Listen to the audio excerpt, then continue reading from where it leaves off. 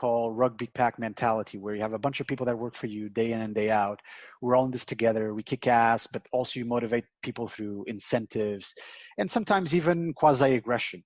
That doesn't work in many parts of the world. Many parts of the world that doesn't work at all. You have to understand hierarchy. You have to understand how people interact with each other.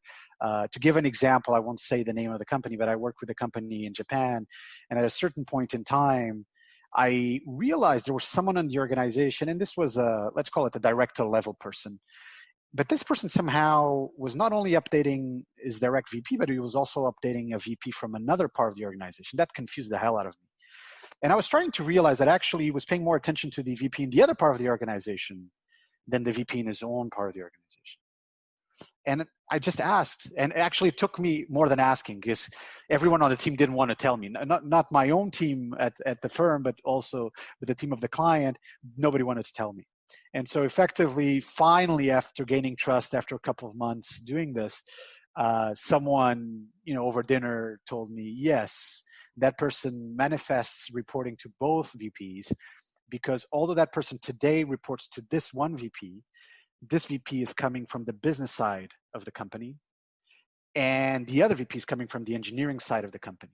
And this person right now reports to the VP on the business side, but this person comes from the engineering side, and his career will likely evolve on the engineering side. That's why he's reporting to both. And so things like that, this is like a small nuance, but it's actually a huge nuance, right? Because when you're thinking about influencing organizations, getting stuff done, how do you get it done? Sometimes it's also good to know what rules you can break. I'm a bit of a hacker. Some people call me a people hacker, which I don't necessarily. I love the term hacker. I'm not sure I love people hacker because I'm not manipulative. I'm authentic in how I do things. And at a certain point in time, my realization has been that the way to work in multicultural environments does sometimes involve breaking rules. And I remember in Korea, there was a very hierarchical way of booking meetings with people, for example. And over time, I started breaking that rule. And I was always playing the I'm not from here card, but I was playing it in a polite manner. So it wasn't fundamentally disrespectful to the organization and to the people that had the role of being the gatekeepers. But at a certain point in time, I was like, you know what? I actually can deal without the gatekeepers. And that made me more effective and efficient as well in that environment. So it's a little bit of both. You have to understand the cultural piece, not just to abide by it, but also to be able to fundamentally break it once in a while. Very, very, very interesting examples. To wrap up our call, right, with our last question here today, the reason I saved this as our last question is because I do want to spend some time on this. Is I hear you are a personal coach to entrepreneurs, right, and recently launched a methodology on rejection and adversity and a path to growth, which focuses on how one can rewire their brain and change their way of thinking in order to push their boundaries, right? And in 2017, you had a dark period, and it caused you to push into this notion of the growth and fix mindset and how it plays a role in social cognitive approach to mindset and personality. Can you tell us more about this theory of yours and how it kind of came to light based off the 2017 experience? Yes. And just before I go there, stepping back a little bit, I became an investor coming out of McKinsey, as I said, foolishly enough, as an entrepreneur in venture capital. And over the years, what started happening was, as I was saying no to companies, and just to be clear, in venture capital, you mostly say no to companies. Our top of funnel is 1,000 companies, 2,000 companies, sometimes even more a year. And maybe you make 5, 6, maybe 10. If you're doing a lot of investment, maybe 20 investments a year. So you're saying no to a lot of people. And while I was doing that, some of the no's didn't really take no for an answer, and they kept coming back to me and said, "But I want you involved. How can we get you involved?" So over the years, I did very selectively a few advisory roles or senior advisory roles with companies and startups. I still do, and it's kept my knowledge very fresh. It's kept me very close to the knowledge of the companies, not just as an investor that's a little bit more active, which I would have done anyway, but also as an advisor. And over the years, the other thing that started happening was individuals that were bringing me in to be an advisor to their company started saying, actually, can you help me as an individual? Can you help me become a better manager, leader?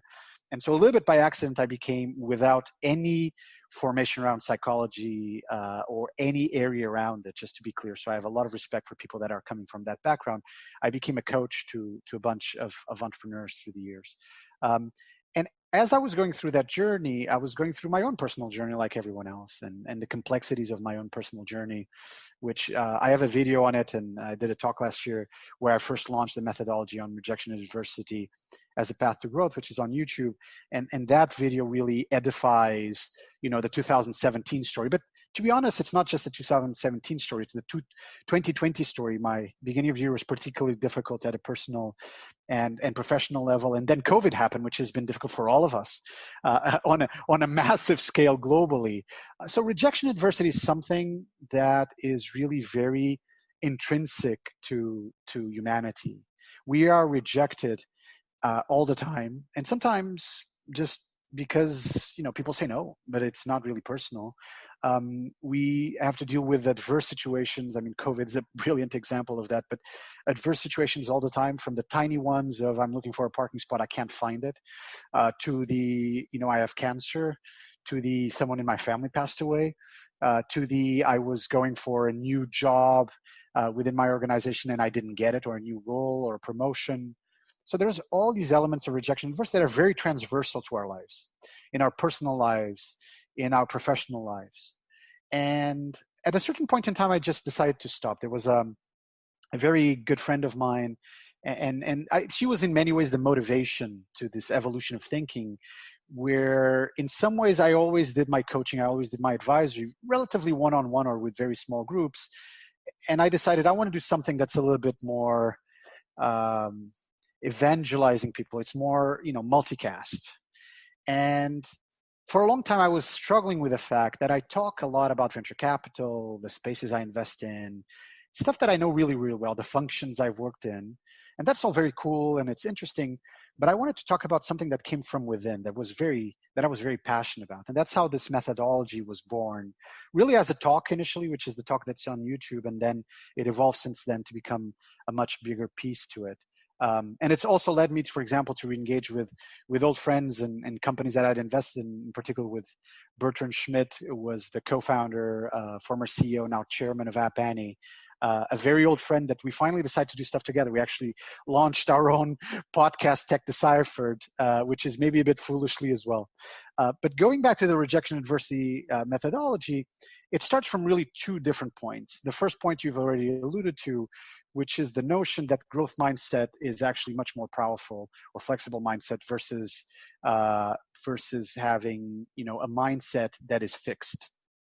And what we mean by that is people that are focused a lot on the ability to learn and become better, and that focus their education or the education of their children around that, normally are following the right path. So normally people that are focused on learning and becoming better, so more the sweat piece of the puzzle, do better than those that are focused too much on the fixed mindset part of the picture, which is the innate capability part. So when you're, a classic example is when you're teaching your kid. So if you're teaching your kid and your kid does something exceptional, he has an A+ at school, the fixed mindset person would likely say, oh, you're so intelligent, you're so smart. Whereas the person that's really more focused on the growth mindset would basically tell the kid, you've worked so hard, you've done so well because of working so hard and learning. So again, a very anecdotal evidence, but that's how you distinguish them. So I'm a big believer in the growth mindset. I'm a big believer in the flexible mindset piece of the puzzle. And it's what's led me to where I am today. And I think there's now a lot of scientific evidence that that's the path to follow. But on the other hand, you have this difficulty that you have to go through. And people talk a lot about, for example, grit, right? Grit, the ability to withstand pain, the ability to go and move forward. And at a certain point in my life, I stopped and I said, what if the painful experiences of our life, the traumatic experiences of our life, the adversities of our life, the no's of our life, what if we could actually not just withstand them, but thrive coming out of it?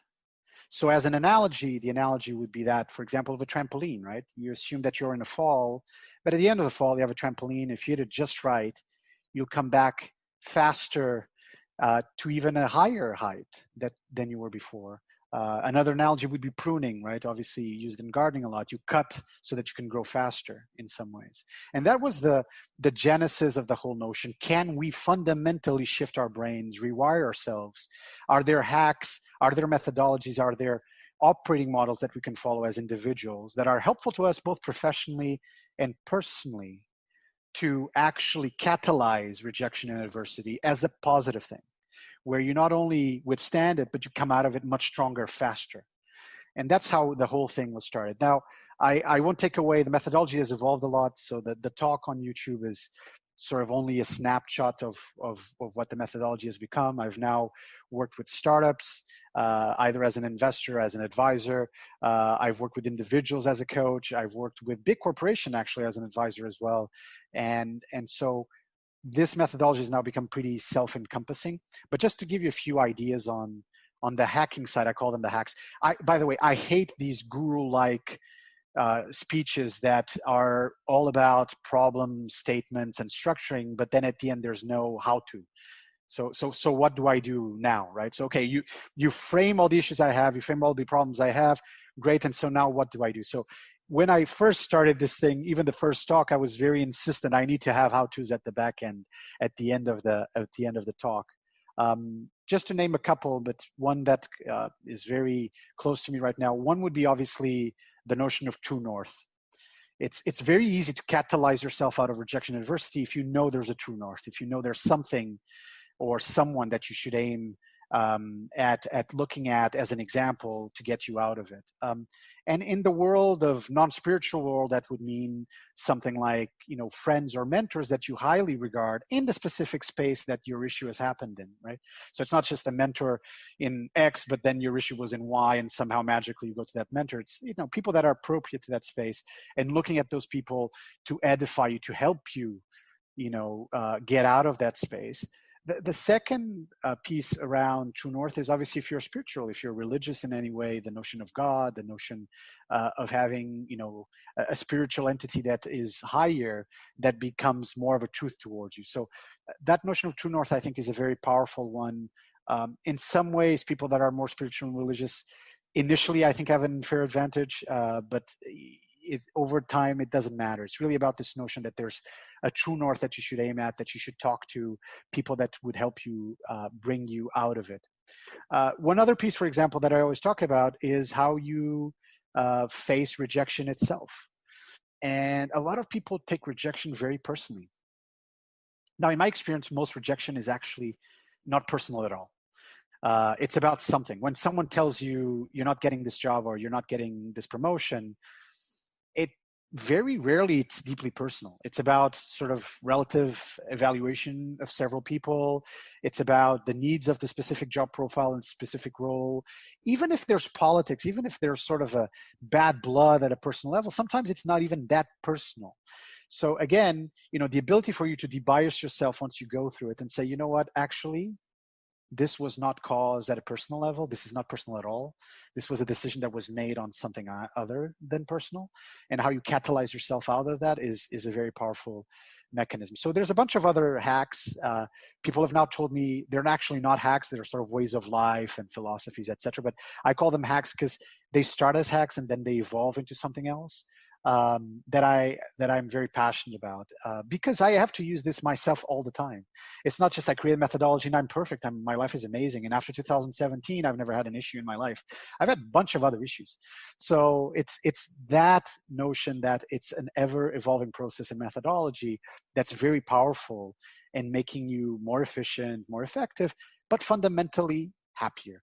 For me, the key thing here is there's a lot of coaches and a lot of advisors, a lot of people out there that believe the whole thesis should be about performance. It's like athletes. You should be an athlete. It's about performance. I think being an athlete and having great performance is really important, but you also need to be happy. So I defend that you need to have both. You need to have the performance aspect of training as a professional, as an executive, as a venture capitalist, as a startup entrepreneur. at the same time, you need to find happiness. You need to find this notion of contentment in the life that you have, which is really very, very powerful. If you have one without the other, it rarely works. That type of fulfillment is normally a very empty fulfillment. So that's why I'm so passionate about this topic and methodology. Nuno, for listeners out there who are interested in contacting you further, or entrepreneurs looking for a potential investment, what would be the best point of contact?